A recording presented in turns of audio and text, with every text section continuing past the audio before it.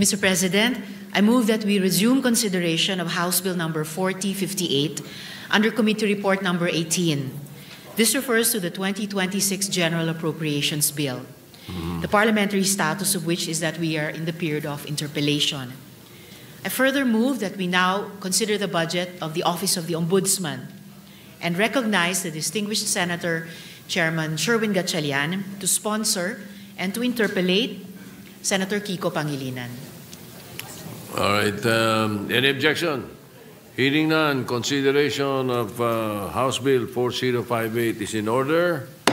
We recognize the parliamentary status of which is in the period of interpellation. The office or the budget of the Office of the Ombudsman is in order. Senator Sherwin Gatchalian will sponsor. And yes. I correct my earlier motion, Mr. President, to interpellate the good gentleman from Tarlac and Pampanga, Senator Dante Marcoleta. Senator Dante Marcoleta, recognized to interpellate. Mr. President, allow me to sponsor the budget of the Office of the Ombudsman. We respectfully submit for the body's consideration the fiscal year 2026 proposed new appropriations for the Office of the Ombudsman amounting to 6.5 billion pesos. Thank you, Mr. President.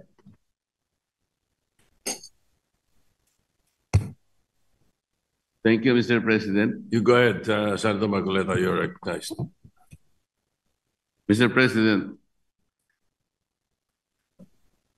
in several decisions of the Supreme Court, the Office of the Ombudsman was admonished for grave abuse of discretion, for acts of bending or twisting the law to expand its powers. I may cite several jurisprudence if I must. Mr. President,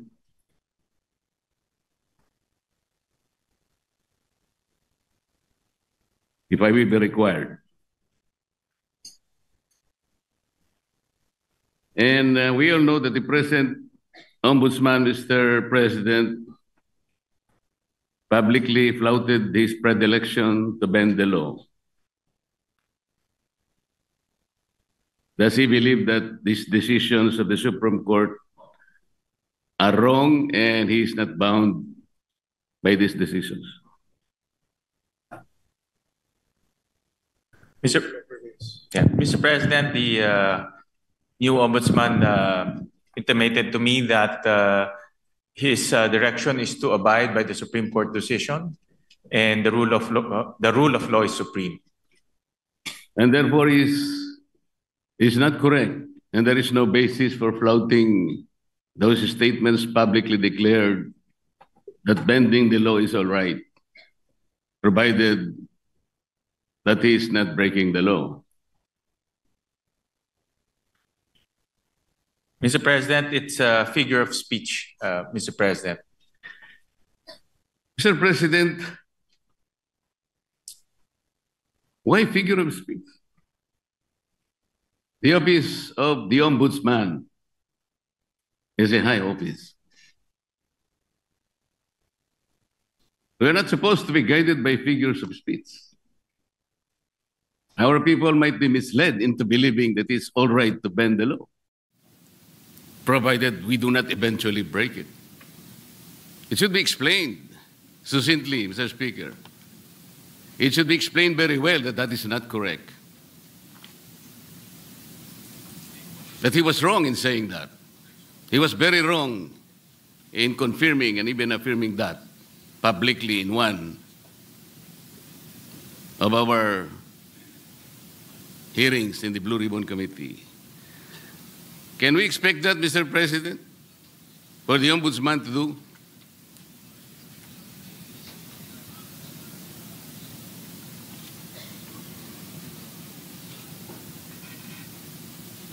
One minute suspension, Mr. President.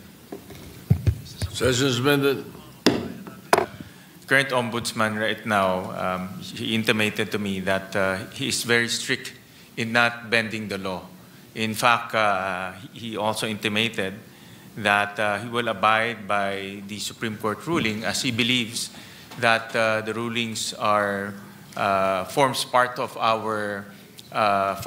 the law, and the rule of law is supreme, Mr. President. So he abides by those principles, Mr. President, and he will carry that in his tenure as the country's ombudsman, and especially in his quest to hold people to account and to put people in jail, especially those who transgressed our laws, Mr. President. So those are the principles that he abides by, and those are the principles he will carry in his duty as our ombudsman, Mr. President.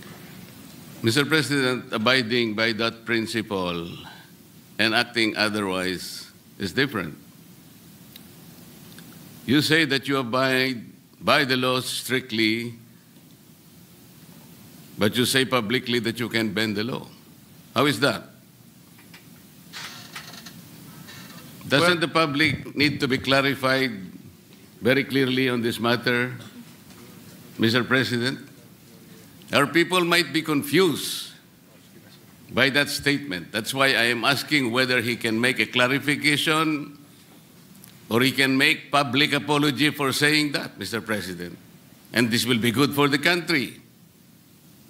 Well, Mr. President, we thank the good gentleman from Tarlac and Pampanga, Senator Marcoleta, for bringing this up.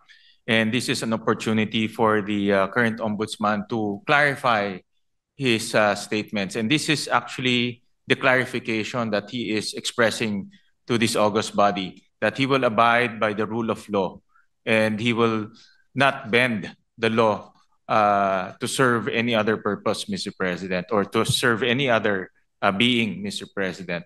So can we? So, Mr. President, that's why this is an opportunity, and as he intimated to me, that he will always put the rule of law as supreme, Mr. President. Mr. President, even for this issue alone, can I respectfully move that maybe we can suspend our rules? I want to hear personally the ombudsman to say it for himself.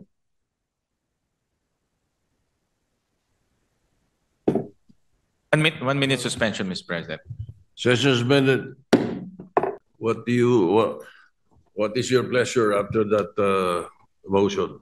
Mr. President, with all due respect to the good gentleman from Tarlac and Pampanga, the Senator Marcoleta, we have very, very rarely given way to such a motion to suspend the rules, especially during budget plenary deliberations, with all due respect to Senator Marcoleta. So I apologize that it may not be possible also this morning, Mr. President.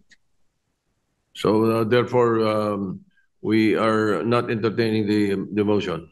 We are not entertaining the motion, Mr. President, but the chairman remains fully capable of addressing the important issue raised by the good gentleman. All right, thank you. Thank you, Mr. President. Thank you, Majority Leader. Muli, nagpapasalamat po kami kay Senator Marcoleta at tinanong niya po yung itong issue. Nagbibigay po ito ng oportunidad para sa ating bagong ombudsman klaruhin yung kanyang mga nasabi. At wala hong intention to bend the law. No? That's very clear. In fact, ang prinsipyo po ng ating bagong ombudsman is to follow the law and uphold the law. Dahil naniniwala siya na ang rule of law is supreme, Mr. President.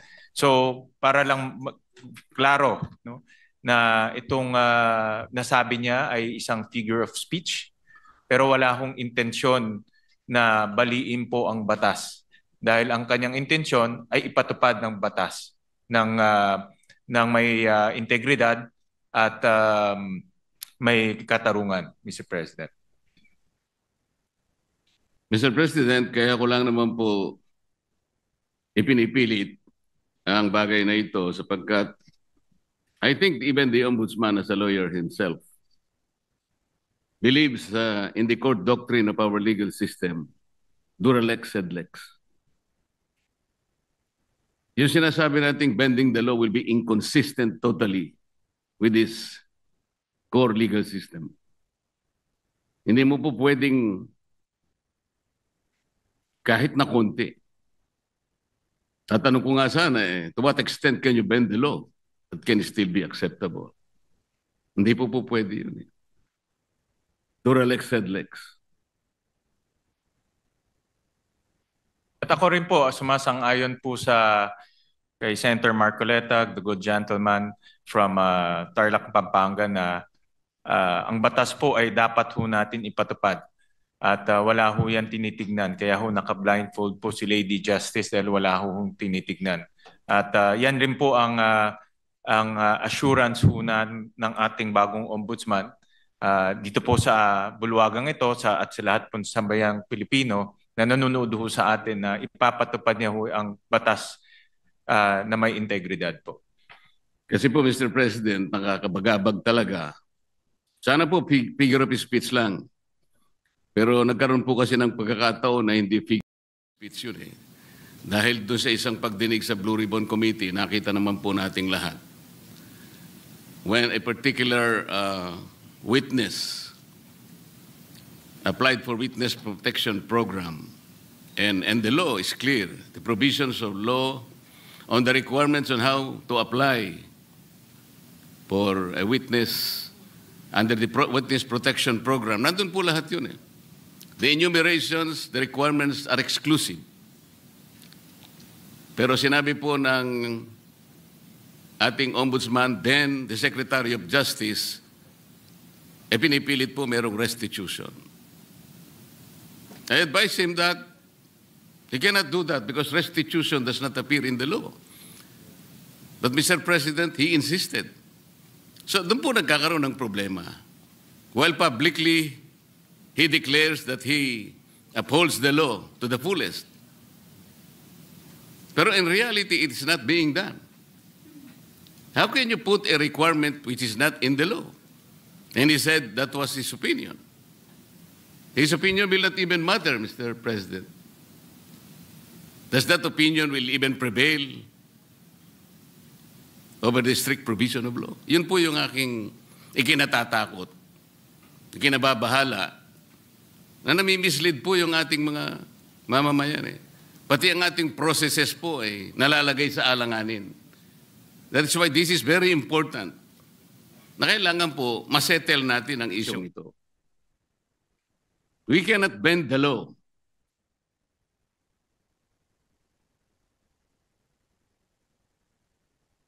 Kasi po, kapag pinanatili natin yun, it is as if the ombudsman has the power to refine the law or even revolutionize the law.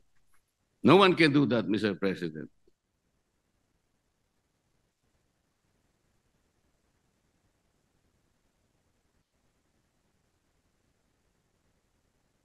Kasi po, tingnan na, ito pa po yung nakakabagabag. Still falls on this very subject, Mr. President.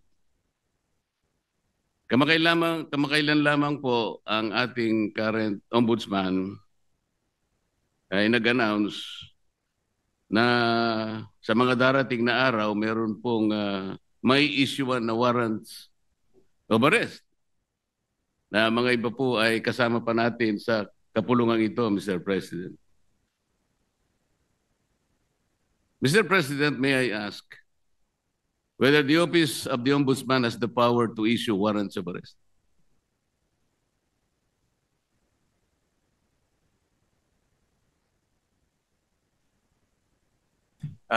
No, Mr. President.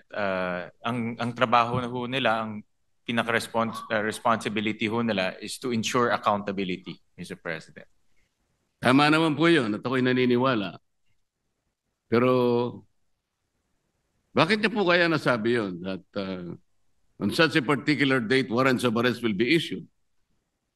Does he think that he can preempt the Sandigan Bayan or even the RTCs, Mr. President, to issue the warrants?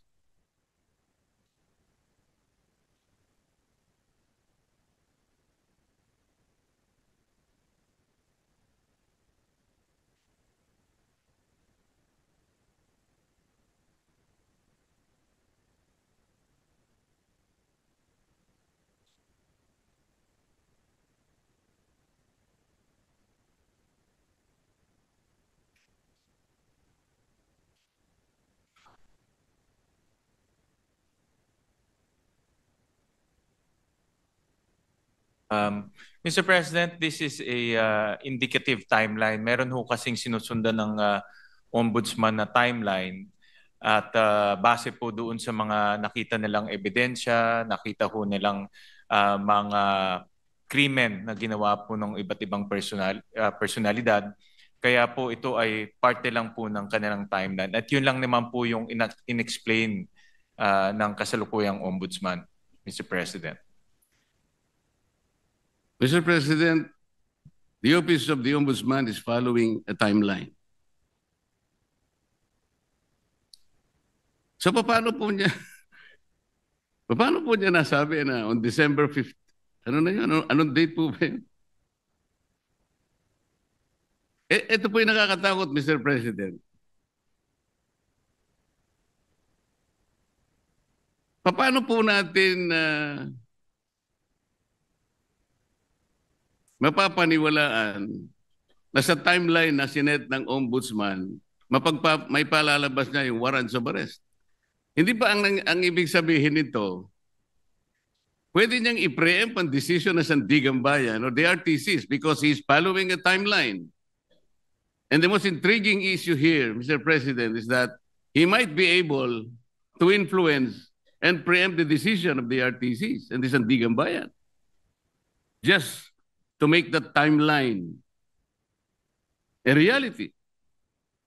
This is a very dangerous proposition, Mr. President. But Mr. President, hindi naman po, no, dahil alam naman ho natin ang Sandigan ay under the ambit of the judiciary.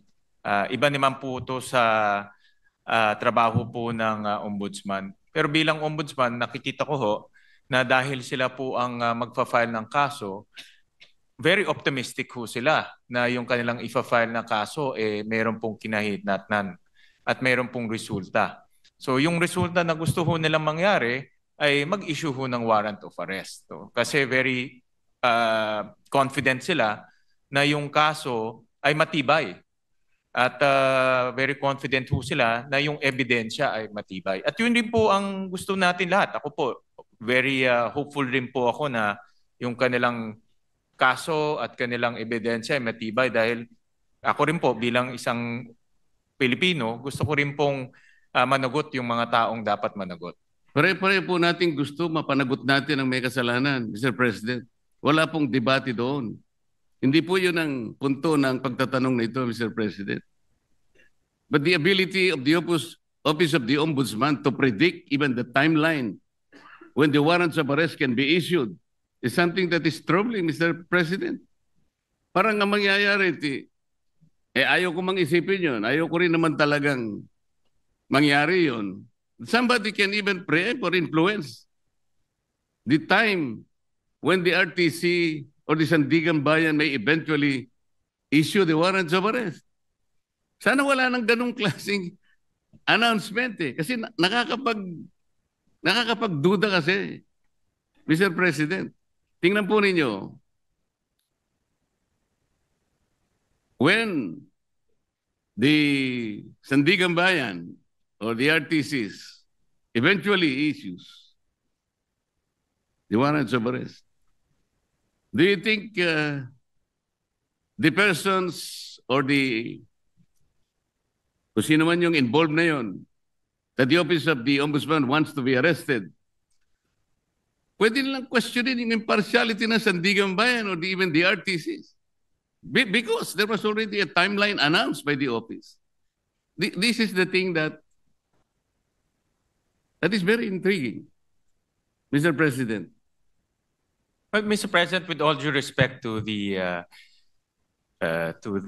esteemed senator from Tarlac and Pampanga, with all due respect po, ito ay isang indicative timeline na tinitignan ho nila. Wala ho silang control sa magiging desisyon ng Sandigan. Wala ho silang control kung ano po magiging takbo sa Sandigan. Pero base po sa kanilang experience at base po sa kanilang pag-ayos ng kaso, lalo na po sa pagtingin po sa ebidensya, ito po yung tinitignan nilang timeline na pwedeng mangyari. Pwede rin ho yan hindi mangyari. No? Pwede rin ho yan iba po ang pupuntahan ng kaso. Pero naglalagay lang ho sila ng timeline para po makita naman ho nila kung ano po ang magiging takbo po ng kaso. At marami hong ganun. Actually, marami, pag nanonood po ako ng mga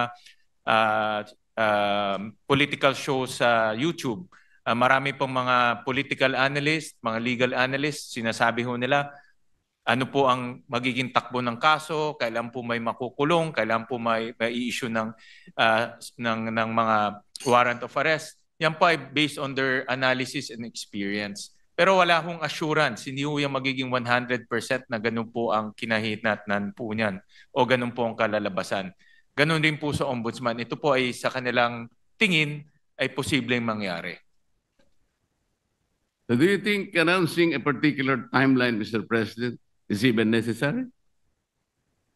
Ito po ay for purpose of information, Mr. President, and para po mabigyan din po ang publiko ng kanilang opinion pagdating po sa magiging takbo po ng kaso. Mr. President, ang sinasabi po ng representasyon na ito, hindi naman kailangan pang i-announce yun eh. Dahil magkakaroon lang po ng pagdududa ang ating mga mamamayan, lalong-lalo na po yung mga taong gusto nating ipa-aresto, sapagkat hindi naman kailangan na mag-announce pa. Kasi kapag sinabi mong meron po kaming timeline, parang siguradong-sigurado na po kasi ng opisina ng ombudsman na talagang mag-i-issue yung either the Sandigan Bayan or the RTC doon sa panahon na kanyang tinutukoy. E di bali, maiisip ninyo, nasa ilalim pala ng impluensya ng ombudsman o ng RTC, ang mga korte, nai-impluensyahan pala ng ombudsman ang mga korte. Ganun po yung magiging maaring isipin. Maaring hindi totoong yun ang gustong gawin ng ombudsman. At naniniwala naman ako na hindi niya intention yun. Ngunit para bigyan po ninyo ng pagdududa ang ating mamamayan, lalong-lalo na po yung mga taong involved nga at gusto nyo ipa-aresto, parang hindi kailangan pong mag-announce pa eh. That is the only point, Mr. President. Yeah, I'm sure andito po ang ating ombudsman at nakikinig ho siya sa mga suhestyon ng ating senador at bibigyan ho nila yan ng konsiderasyon. Salamat po sa sagot. Mr. President, yung ating pong deputy, ano yung tawag doon? Deputy Overall Ombudsman ay taga-Bisaya, Mr. President.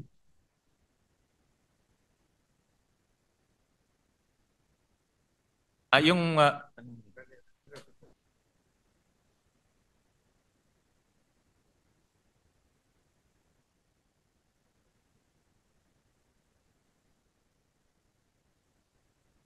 taga Mindanao po yung ating current Deputy Ombudsman.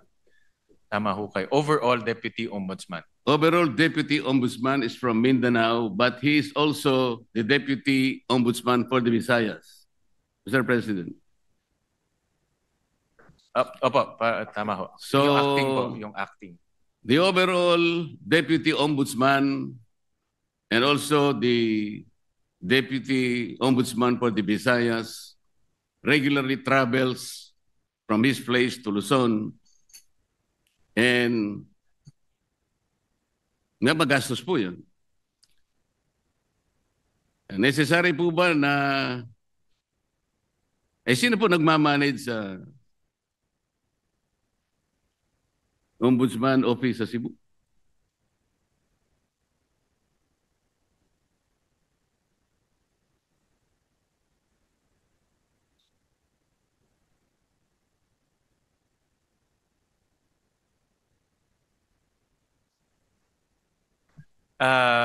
Mr. President, Senator Marcoleta, temporary po na bakante ho yung position na yon. Pero later on ho, ma-filled up rin ho yung position.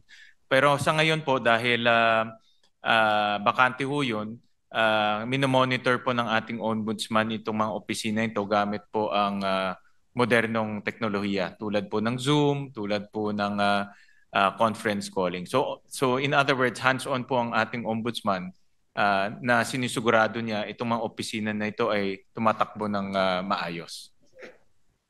Alin po yung bakante, Mr. President, yung overall Deputy Ombudsman o yung Deputy Ombudsman for Visayas?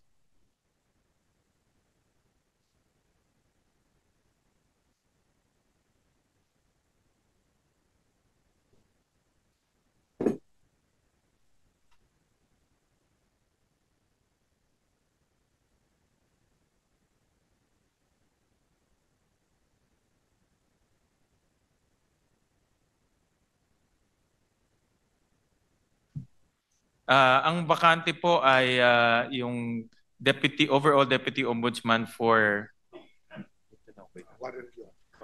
ito po ang bakante po. Yung overall Deputy Ombudsman ang bakante po. Yes. Dahil po suspended yung current overall Deputy Ombudsman. Kasi po kaya ako tinatanong to, Mr. President, napakagastos po yung regularly na pagta-travel po ng Deputy Ombudsman. Galing pa siya ng Mindanao. Meron pa siyang gawain dito sa Maynila dahil nga overall Deputy Ombudsman. Naisip ko po na unnecessary expense po yan sa opisina ng Ombudsman. Ang direction po ng ating bagong Ombudsman ay talagang gawing episyente po ang opisina. Natural lang naman po kung may bagong liderato, inaayos niya yung kanyang opisina sa nakikita niyang pinaka-episyenteng struktura, Mr. President. So, hindi naman po nila intention na maging bakante to at later on rin po ay malalagyan din po ng tao. Pero tinitignan nila kung anong pong paraan o anong pong structure ang pinaka magiging episyente po para po sa ombudsman offices, Mr. President. Mr. President, bago po naging ombudsman ang aking kaibigan, siya po ay magkaibigan naman tayong dalawa. Ikaw naman, dinideny mo yata eh. Yun nga sinasabi ko, kaibigan pala kayo. Yun nga sinasabi ko. Narinig niyo yata ako, Senator Marcoleta. Bago po siya naging ombudsman, Mr. President, siya po ay kalihim po ng ating Department of Justice. Yun naman pong dahil nag-retire po yung ating dating ombudsman Samuel Martires, nagkaroon po ng acting ombudsman. Siya po ay si overall Deputy Ombudsman Dante Vargas. Kapangalan ko pa siya. Nasaan po siya? Salamat po.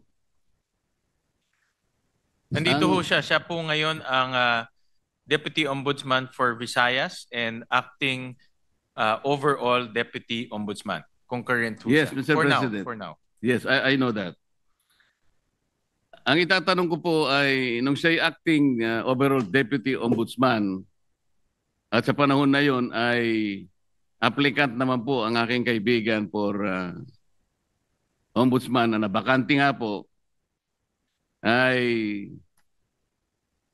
gumawa siya ng isang bagay na medyo napaisip ako, Mr. President.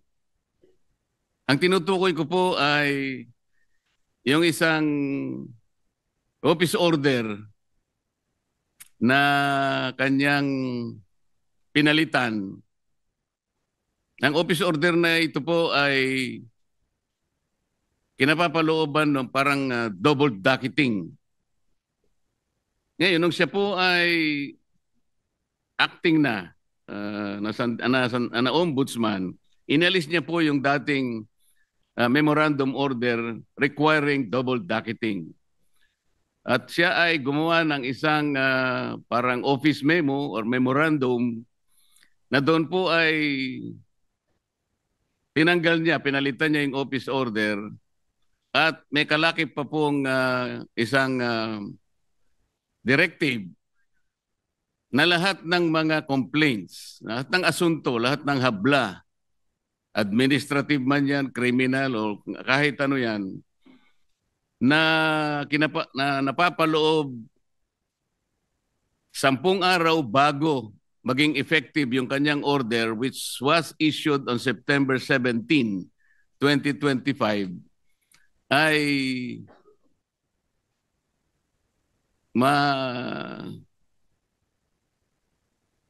mawawala po yung sa docket. Ibig sabihin, ma-undocket yung mga complaints. 10 araw bago ma-issue yung kanyang memorandum circular or memorandum order. Mr. President, nagkataon po, kung di ako nagkakamali, September 15 yata, ay nag-file ng complaint sa maraming